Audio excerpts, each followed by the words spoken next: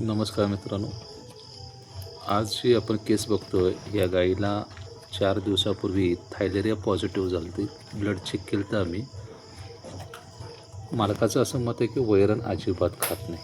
तशीच वैरण आहे बघा, 5 वेळेस दगडून टाकलेली आहे. आता ही रवंथ करते, आपल्याला असं वाटते की ही केस बरी आहे, इतकी छान रवंथ करते. तर ही चोरटी रवत असते.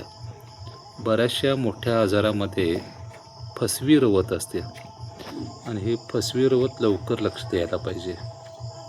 त्याच्यामुळं आपल्याला असं वाटतं की गाय बरी झाली, आपण ही गाय बरी व्हायला नाही अजून.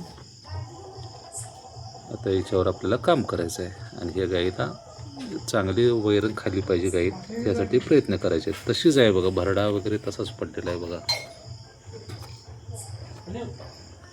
काय कंटिन्युअसली अशी रवत करते. आता हे ओळखायचं कसं, तर हे ओळखायला तिचा घास आत जायला पाहिजे, तो जात नाही बघा, फक्त तोंड हलवते ती.